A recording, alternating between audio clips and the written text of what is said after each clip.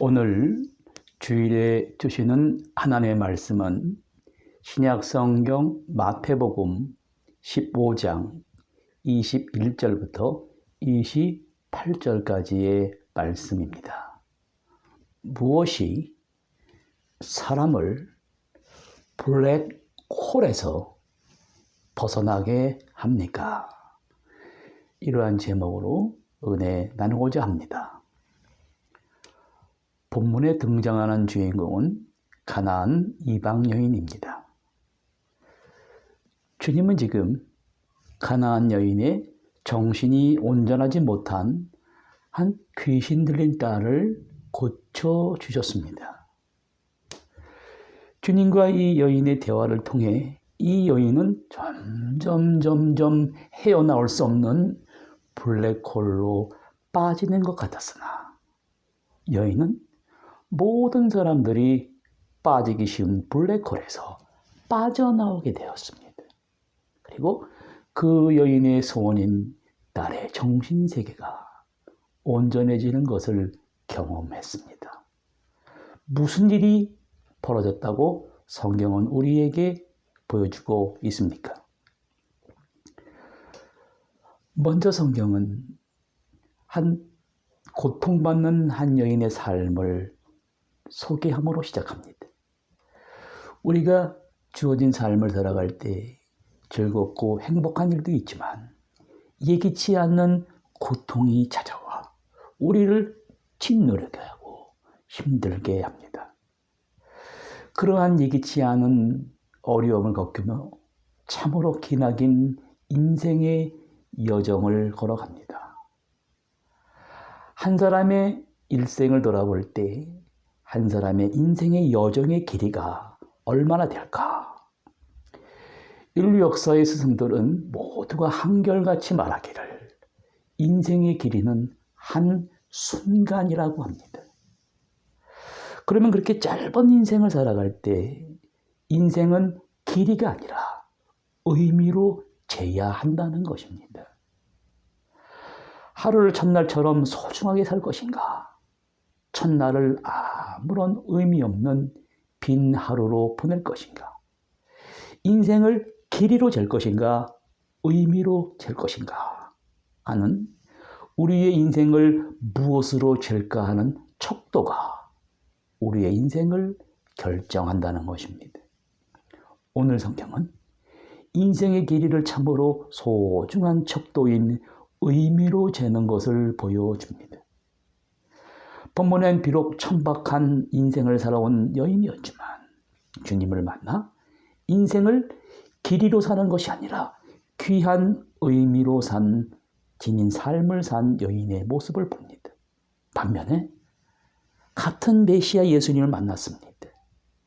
메시아를 만났지만 인생을 의미로 사는 것이 아니라 길이로 산 사람들이 많았습니다. 결과 블랙홀과 같은 빠져나올 수 없는 암흑에 갇혀버리는 사람들을 우리는 볼 수 있습니다.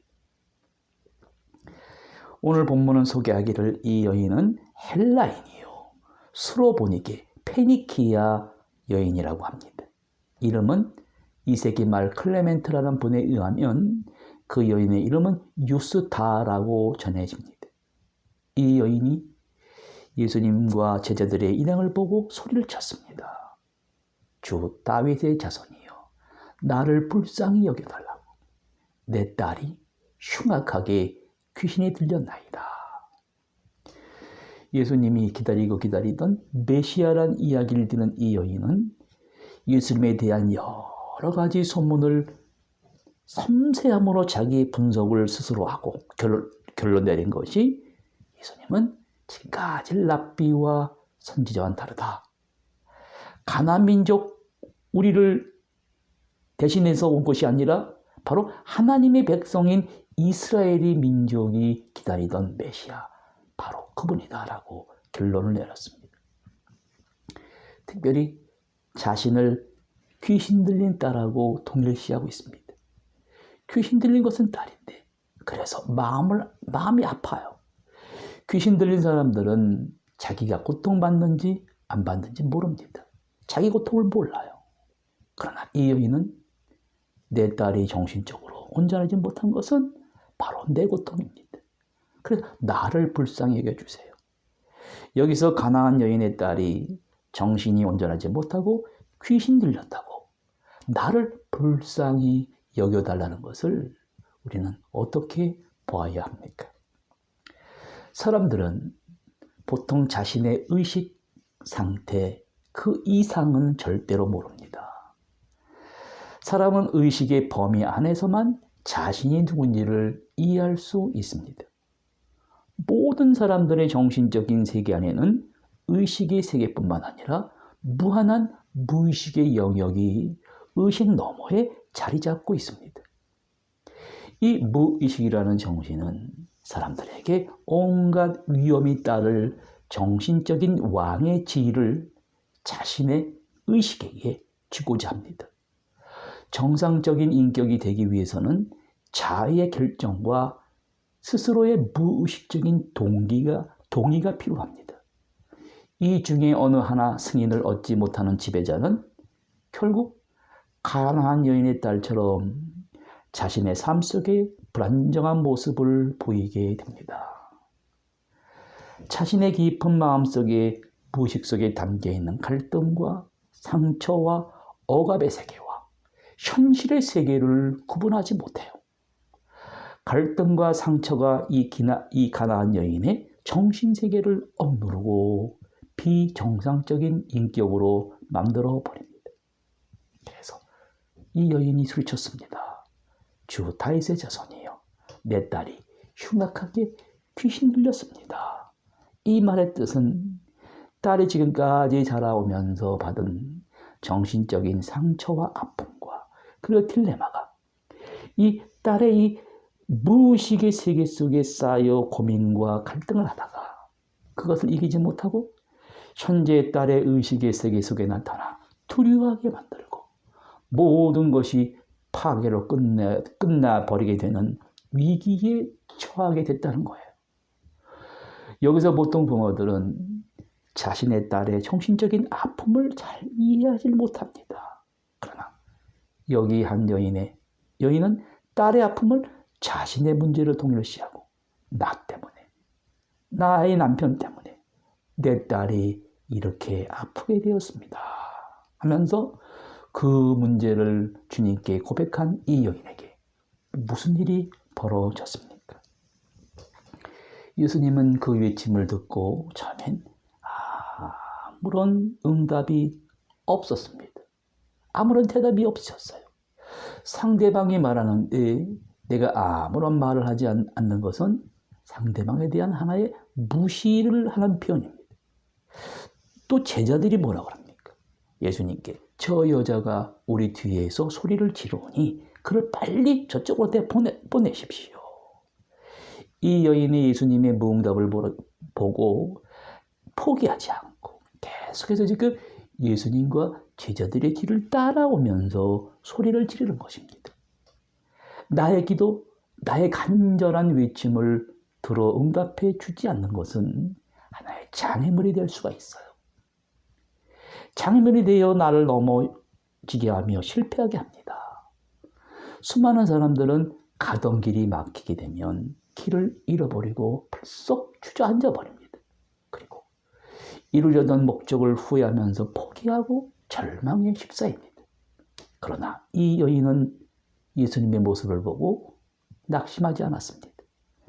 자신에게 주어진 어떤 큰 시련을 통해 하나의 또 다른 성공을 위한 소망과 소원을 위한 다음 단계로 점점 나아가게 되는 것입니다.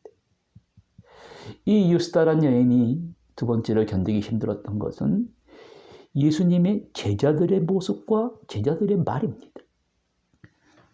제자들은 지금 수많은 병자들이 예수님을 만나러 온 것을 보았습니다. 여기 한 여인이 주님을 만나러 왔습니까? 하면서 좀 도와줘야 되는데 도와주질 않아요. 대신 그 여자가 우리 뒤에서 소리를 지르니 그를 내보내라. 쉽게 말하면 내쫓아버리라는 것입니다. 이것이 제자들의 옳은 말과 행동입니까? 예수님은 아무런 대답도 아니하고 제자들은 저리 가라.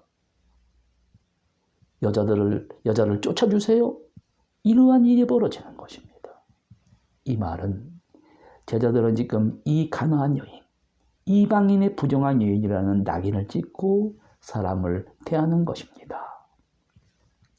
우리들도 간혹 실수하기 쉬운 것이 어떤 사람의 겉모습만 보고 저 사람은 이런 사람이다.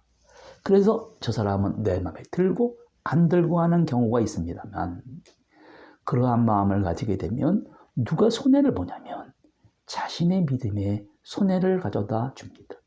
특히 처음 나오시는 분들이나 믿지 않는 사람들은요, 굉장히 신경이 날카롭고 섬세합니다. 그들의 눈에 포착이 되면서 그러한 사람들이 걸림돌이 됩니다. 이 걸림돌을 제거하고 우리가 그 방해를 이겨내야 됩니다. 사실 모든 일에는 회방꾼이 있습니다. 그것이 사람이든 시간이든 나의 진로를 가로막습니다. 모든 사람들은 하던 일이 벽에 부딪히면 이제는 끝이라고 하면서 손을 듭니다. 인간의 정신을 뛰어넘는 방법은 서로 적대적인 요소들을 포용하는 통합의 방법을 알아야 됩니다.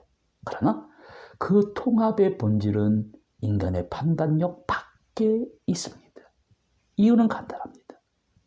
의식의 전체 범위와 무의식의 전체 범위를 통합시키는 존재가 어떠한 모습인지 대해 알지 못하기 때문입니다. 그러나 일을 해나가면서 생기는 갖가지 방해들은 한차원 높은 차원에 이르게 하는 원동력이 될 수 있습니다. 방해라는 것은 나의 발목을 잡는 무엇이라 여기지 않고 좀 더 좋은 것을 창출할 수 있는 기회라고 생각하면 그때부터 새로운 눈으로 세상을 볼 수 있게 됩니다. 여기 여인에게 극심한 시련이 다가왔습니다. 예수님께서 뭐라고 그러십니까? 24절에 나는 이스라엘 집에 잃어버린 양 외에는 다른 데로 보내심을 받지 아니했다. 이 말은 상처가 될 수 있는 말이에요. 그러나 이 여인은 뭐라 그래요? 예수님께 절하며 주여 저를 도우소서. 여러분, 이 여인의 마음을 이해할 수 있겠습니까? 예수님은 침묵하시면 하실수록 그 의도를 알지 못하는 이 여인은 더욱더 간절하게 예수님의 도움을 구했다는 것입니다. 그 다음에 예수님의 대화가 한 단계 더 이해할 수 없는 말입니다. 자녀의 떡을 취하여 개들에게 던짐이 마땅하지 아니하다. 참 기가 막힌 이야기입니다. 그러나 여기 이 수로보니게 유스타라는 여인은 그것을 극복하고 있습니다. 성경이 오늘 우리에게 보여주는 중대한 교회는 바리새인과 서기관과 율법사들의 믿음이란 외식적인 믿음이에요. 가식적인 소유의 믿음의 소유자인 반면에 이 여인은 이방 여인이었지만 그 여인이 가진 믿음의 차이를 보여줍니다. 27절에 이 여인이 뭐라 그럽니까? 주여, 맞습니다. 개들도 주인의 상에서 떨어지는 부스러기를 먹습니다. 우리가 개인데 주인의 개입니다. 그러나 주인이 먹여줘야 삽니다. 어려운 평가를 받으면서도 주인의 개라고 그러고 불쌍히 여겨서 부스러기를 먹여달라고 하고 그 선택받은 유대인들에게는 하나님의 자녀들에게 잘 차려진 밥상을 먹여주시고 그들이 먹고 남은 부스러기 찌꺼기 같은 조그마한 은혜라도 저에게 주세요. 여러분, 이 여인이 말하는 의미가, 심리학적 의미가 뭡니까? 참기 힘든 굴욕을 다 소화해내는 것입니다. 여기 주인의 개가 주님 앞에 있습니다. 부스러기라도 주세요. 주님은 여기서 말하는 그 여인의 마음을 보고 계십니다. 저는 다만 비천한 주인의 개인 한 피조물의 몫으로 할애된 것만 바라겠습니다. 그렇다고 해서 주인에겐 아무런 손해가 되지 않을 것을 저는 압니다. 비록 한계에 부딪혔지만 한 단계 인내하면서 극복해 나가는 여인에게 주님은 어떠한 일을 행하셨습니까? 주님께서 28절, 29절에 내 믿음이 크다. 이 말은 그 크고 어려운 시련들을 다 넘었구나. 믿음을 가진 사람이 겸손과 인내가 없다면 진실에 다가가지 못합니다. 정신세계가 온전하지 않은, 그래서 마치 귀신 들린 것처럼 행동하는 아이가 지금 자리에 없습니다. 그러나 그 어머님의 믿음을 보시고 그 놀라운 치유의 손길이 그 딸 위에 멀리 원격에서 리모트 조절 컨트롤이 펼쳐지는 것을 봅니다. 이 놀라운 원격 치료가 있기 전에는 예수님이 그 어머니 믿음을 보시고 소원대라는 그 말씀이 있기 전에는 그 여인의 딸은 매일 반복해서 했듯이 어딘가 정신없이 헤매고 다녔습니다. 그러나 그 정신없이 헤맨 귀신 들린 딸을 사랑하는 어머니의 믿음으로 인해 잃어버린 그 딸의 정신세계가 온전하게 돌아오는 은혜를 얻는 시간입니다. 하나님의 아들만이 하실 수 있는 죄의 속죄권, 치유의 권세, 귀신을 쫓아내시는 축사의 권세가 오늘 이 딸 위에 이루어지고 있습니다. 오늘 우리의 현대사회는 첨단의 정보사회입니다. 약간의 검색만으로 땀을 흘리고 도전하는 일이나 그 과정에서 생기기 쉬운 실수를 줄이기 쉬운 좋은 환경입니다. 무엇을 하든지 인터넷 검색을 통해 노력 없이 정보를 얻을 수 있습니다. 사물 인터넷의 등장은 인간의 편리함을 극대화시켜주고 있습니다. 그러나 이것이 지선입니까? 자신의 발로 일일이 찾아다니고 자기의 손으로 하나하나 뒤져서 작은 단서라도 건질 때 생기는 기쁨은 살아있음을 느끼게 하는 벅찬 감동으로 다가옵니다. 이러한 수고로움을 아까워한다면 그저 주어진 정보에 조종당하면서 아무런 생각 없이 소비만 하는 사람이 되어버릴 것입니다. 환경적으로나 부유하나 정신적으로는 황폐한 사람이 됩니다. 창조성이란 무엇입니까? 다른 사람이 뭐라고 하든 자신의 눈으로 거기서 나름대로의 의미를 발견하는 것입니다. 타인의 눈에는 쓸모없이 보이는 도전이나 어처구니 없는 실수를 반복하면서도 자신만의 취향을 만들어 나가는 것이 진정한 창조행위입니다.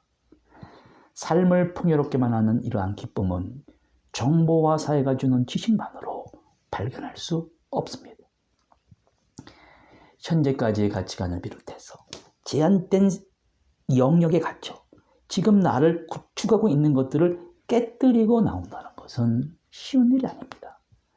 아무리 좁은 세상이라도 그에 집착하며 지키고 싶어하기, 사람들은 자신만의 얇은 보호막 안에서 보호받으며 살기를 원합니다.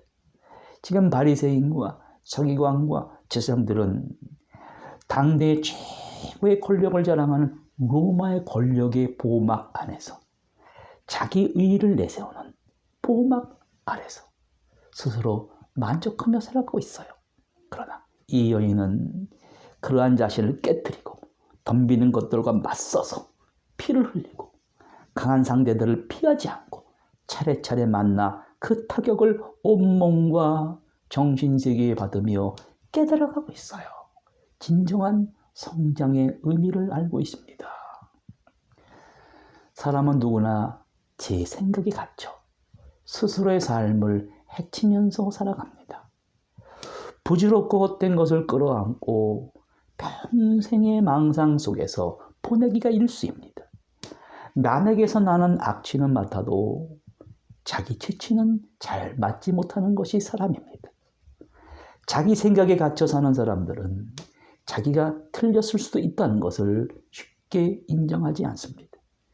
이처럼 자기의라는 창살 없는 감옥에 갇혀 평생을 사는 사람들을 우리 주위에서 쉽게 찾아볼 수 있습니다.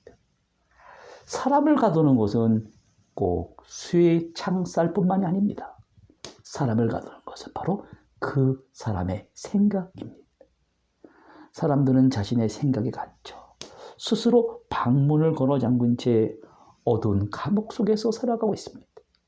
오늘도 스스로 갇혀 살면서 자기가 갇혀 있다는 생각조차 하지 않습니다. 문제 해결의 첫 걸음은 내가 모르는 것을 아는 것입니다. 주님의 말씀을 통해 내가 갇힌 줄을 아는 것이야말로 생각의 감옥에서 빠져나오는 첫걸음입니다. 이 여인의 말을 들어보세요. 이 가난한 여인은 자신의 문제로 자녀의 문제를 자신의 문제로 여기고 손발로 뛰면서 찾아가 그 문제를 해결하고 그 해결의 기쁨을 찾고 발견하기를 원하고 또 원했습니다. 주님께서 그 여인에게 말씀하십니다. 여자여, 네 믿음이 크도다. 네 소원대로 되리라. 말씀하신 순간 바로 그 시각에 그 여인의 딸의 정신세계가 깨끗해지고 온전해졌습니다. 오늘 이 말씀의 한 구절들은 우리의 영혼에 외치는 진리입니다. 다시 말해서 이 세상의 의미를 가지고 인생의 길이를 재는 것이 아니라 의미를 가지고 인생의 길이를 재는 개인에게 조용히 다가갑니다. 그래서 가족 사이에 불행한 패턴이 되풀이 되는 집단 심리학적인 이 원죄의 대가 이어 내려가는 것을 막아줍니다. 인생을 길게 살면서 의미 없는 껍데기 인생이 되는 것을 막아줍니다. 주어진 삶을 더 이상 블랙홀과 같은 암흑에 묻혀버리지 않게 합니다. 보람을 추구하기에는 어떤 인생도 짧지 않고 헛되이 낭비하기에는 어떤 인생도 길지 않다는 것을 보여줍니다. 반면에 단 하루를 살아도 의미가 담기면 이 가난한 여인의 믿음 같은 천금보다 귀한 삶을 살라고 하십니다. 여러분, 이러한 믿음을 가질 때 이 유스타라는 여인의 딸 고쳐주신 놀라운 치유와 속죄와 축사의 권세가 여러분과 항상 함께하게 될 것입니다. 그런 은혜가 함께하시기를 바랍니다.